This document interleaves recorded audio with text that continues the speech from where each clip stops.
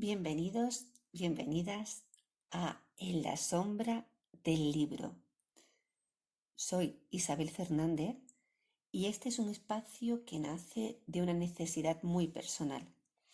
Es un lugar desde el que voy a intentar frenar ese consumo cultural superficial y acelerado al que nos están acostumbrando. La literatura no es solo una forma de pasar el tiempo, es, o al menos debería ser, una herramienta para apagar ese ruido de fuera, para mirar de cerca las ideas fundamentales, las verdades incómodas también y las resonancias emocionales que cada gran obra esconde bajo su trama. Con ello voy a recordar cómo una vez hace ya años, cuando me empeñé en montar un proyecto que, pues según la mayoría de mis amistades, de mis mentores, estaba condenado al fracaso, incluso antes de empezar. Era una idea tal vez demasiado grande, con unas miras muy altas. Tal vez yo lo pienso ahora que podría verse como si fuese un proyecto demasiado puro, tal vez para la aspereza, para el cinismo, ¿no?, del mercado real. La gente me miraba no con mala fe, en realidad, pero sí con esa mezcla incómoda de condescendencia, de lástima. Ya sabéis, ¿no?, de lo que hablo. Me daban consejos siempre desde la buena intención, pero realmente consejos lapidarios. Me decían, pues sé realista, Isabel. El mundo, o mejor dicho, la gente no funciona así. Tienes que ser práctica, tienes que ajustarte a lo que hay, ¿no? Ese tipo de consejos.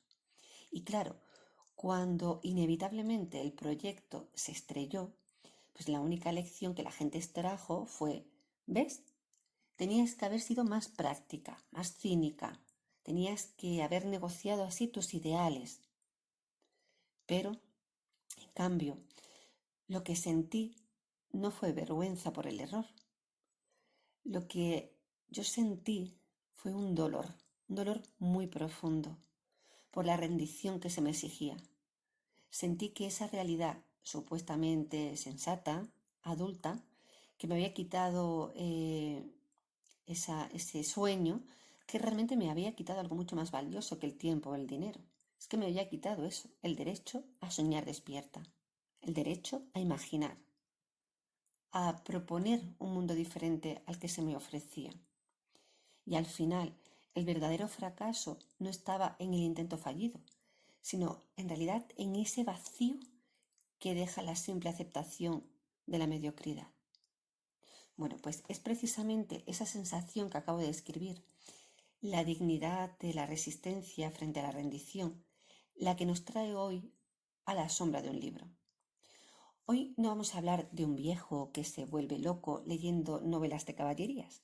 Hoy vamos a hablar de un acto político, de una negación radical, la de rechazar el mundo tal y como es y tener el valor, la audacia de inventar uno mejor. Ya sabéis de qué obra se trata, seguramente, y la obra es nada más y nada menos que Don Quijote de la Mancha. Y la sombra que exploraremos es la dignidad de inventar la realidad, la resistencia del idealismo frente al cinismo. Vamos a hablar ahora profundamente de por qué la locura del Quijote es, en realidad, una forma superior de verdad, una especie de lucidez extrema, un antídoto crucial contra la mediocridad y el cinismo del que estamos hablando, ¿no?, de nuestro tiempo. Para comprender la dignidad de esta locura, primero debemos entender la negación radical que la precede. Es decir, la mayoría de los lectores se quedan en la superficie. Ven a un Alonso Quijano, el hidalgo cincuentón, ¿no?, de la Mancha, pues simplemente como una víctima de la fantasía, un pobre hombre al que la ficción le ha dañado el juicio. Pero la verdad, la sombra oculta, es su transformación, es esa transformación que ocurre, que no es un error ni un accidente, que esa transformación en realidad es una elección consciente de reescribir su propia vida. Alonso Quijano, pongamos que realmente estaba aburrido. Su vida era una mediocridad silenciosa, un vacío social, la nada. Había renunciado a su existencia. Siendo honesto, yo creo que mucho antes de volverse loco. Y en el momento en el que se pone esa armadura oxidada, se sube a Rocinante y se nombra Don Quijote, ese hombre aburrido se niega a sí mismo. Su decisión es radical. La realidad que me has dado no me sirve, así que, bueno, voy a crear la mía. Voy a ser mi propio ideal, mi propia leyenda. Su locura no es el fin de su vida, sino la forma que elige para empezar a vivir de verdad. Es su motor, su última forma de acción y su única forma de trascendencia. Y una vez que toma esa decisión, lo que encuentra afuera pues ya no son obstáculos, sino la materia prima para su ideal. Esto es crucial, es decir, es crucial entender que las aventuras del Quijote no son meros errores cómicos, que son en realidad una serie de confrontaciones éticas fundamentales. Cada encuentro es un espejo, ¿no?, que nos va a mostrar la bajeza del mundo ordinario, ese mundo regido por la conveniencia, por la falta crónica de imaginación. Vamos a pensar en los molinos de viento, ¿no?, algo muy típico, lo que recurrimos cuando hablamos de esta gran obra. Pero vamos a pensar en los molinos de viento. ¿Qué significa para Sancho? Para Sancho son máquinas, son hechos utilitarios. Pero, ¿qué significa para Don Quijote? Para Don Quijote, esos son gigantes desaforados. Es el símbolo de la fuerza opresora que atacan la justicia que él se ha autoimpuesto. El mundo les grita, ¿no?, con esa voz práctica y molesta: son molinos. Pero él responde: yo veo gigantes porque mi propósito, mi voluntad lo requiere. Y ahí radica la primera gran lección de la sombra. El Quijote no se equivoca al ver el gigante, se equivoca el mundo al conformarse con ver solo el molino.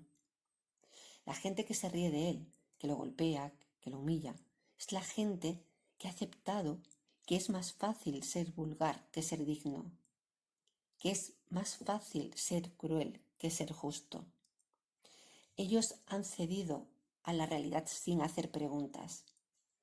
Y el Quijote, en su locura, se yergue como un testigo incómodo que no les permite olvidar que hay una alternativa, la de la dignidad forjada por la propia invención.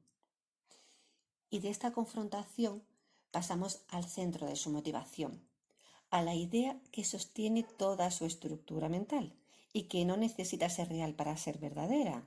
También, si lo piensas bien, ¿cuántas veces en nuestra vida hemos sido el caballero que defiende un ideal que para otros es una simple labradora tosca, ¿no?, un sueño ingenuo? Tu proyecto idealista, tu fe en tu valor, tu amor por una causa que la mayoría tacha de ingenua. La lucha del Quijote es valiosa no porque Dulcinea exista objetivamente, no. Es valiosa porque él decide que su propia lucha la dignifica. Su batalla es la justificación de sí mismo. Y esta es la lección más subversiva que Cervantes nos deja. Es decir, la realidad interior, la voluntad de creer, es inmensamente más poderosa que la realidad externa. Y en esto el Quijote tiene la última palabra. Permítanme que le dé voz a un fragmento de sus reflexiones, porque yo creo que son más claras, ¿no?, que cualquier análisis que yo pueda hacer. Yo sé quién soy y sé que puedo ser no solo los que he dicho, sino todos los 12 pares de Francia y aún los 9 de la fama, porque a todas las hazañas que ellos todos hicieron juntas se aventurarán las mías. Don Quijote sabía perfectamente quién era Alonso Quijano, pero eligió ser Don Quijote. Y esta es la clave para entender por qué la sombra de su libro sigue proyectándose en nuestro siglo XXI. Y así vamos llegando al final de la obra, a ese momento que nos rompe. Alonso Quijano, vencido, regresa a casa. Abandona el campo, abandona el ideal, abandona el nombre. Recupera esa cordura, es de nuevo un hidalgo sensato, práctico, y ahí es cuando de pronto muere. La novela no solo nos dice que el Quijote murió, nos obliga a entender que Alonso Quijano murió de cordura. Es un final profundamente melancólico y terriblemente lúcido. La realidad que él se había negado a aceptar es, al final, su sentencia de muerte. El conformismo, la resignación a ser solo lo que es y no solo lo que se podría ser, consume al hombre que eligió la aventura. El Quijote nos da una lección final en su último suspiro. La vida sin la posibilidad de la fantasía es una condena. Su locura era la vida, la cordura, el vacío. Y aquí en la sombra profunda de este libro nos vamos a quedar con una pregunta íntima para la que realmente no hay una respuesta correcta, pero sí honesta. ¿Qué es más valioso? ¿Qué es más digno? ¿Aceptar una realidad que te apaga, que te pide que seas un hidalgo quieto, un hidalgo sensato, práctico, que no dé problemas? ¿O vivir una mentira sublime, un ideal que te enciende el alma, que te hace ser más vivo, más apasionado, aunque te haga parecer un loco, un soñador ingenuo frente a ese mundo que observa? El Quijote nos da el permiso más grande que la literatura puede ofrecer a cualquiera que se sienta atado. El permiso para negarnos a la mediocridad. Nos recuerda que el verdadero fracaso no es caerse del caballo en medio del campo, sino dejar de levantarse, porque has perdido la capacidad de ver un propósito, ¿no? O de creer en tu propia causa. Dejemos de temer al epíteto de loco o de ingenuo. El Quijote nos enseña que el loco es, en ocasiones, el que ve lo que debería ser, mientras el cuerdo solo ve y acepta lo que es. ¿Y tú? ¿Qué vas a elegir hoy? ¿De qué gigantes te vas a acordar mañana? ¿Vas a dejar que la rutina y el cinismo te convierta en Alonso Quijano antes de tiempo, condenándote a una muerte por cordura? Bueno, gracias de corazón por acompañarme en esta reflexión inicial. Este ha sido nuestro primer paso en la sombra. Si la idea de la dignidad quijotesca ha resonado contigo, se ha encendido algo en ti, te pido que hagas el acto más idealista de todos. Comparte este episodio, envíalo a esa persona que necesita un poco de esa locura idealista en su vida, a ese amigo que sabes que no se rinde. Te invito también a que busques en la sombra del libro en tu plataforma favorita, a que te suscribas para no perderte las próximas sombras y si te apetece, me dejas un comentario sugiriendo cuál es la próxima sombra que te gustaría que exploremos. Vuestra participación es vital para que este proyecto siga creciendo. La próxima semana la sombra será mucho más oscura, más gótica, y la reflexión se va a centrar en la ética del creador y las consecuencias del abandono. Vamos a hablar de un monstruo que en el fondo nos enseña mucho más de la humanidad que de la monstruosidad. Vamos a hablar de Frankenstein o el moderno Prometeo. No te lo pierdas. Soy Isabel Fernández y hasta entonces no dejes de buscar la luz en la sombra del libro.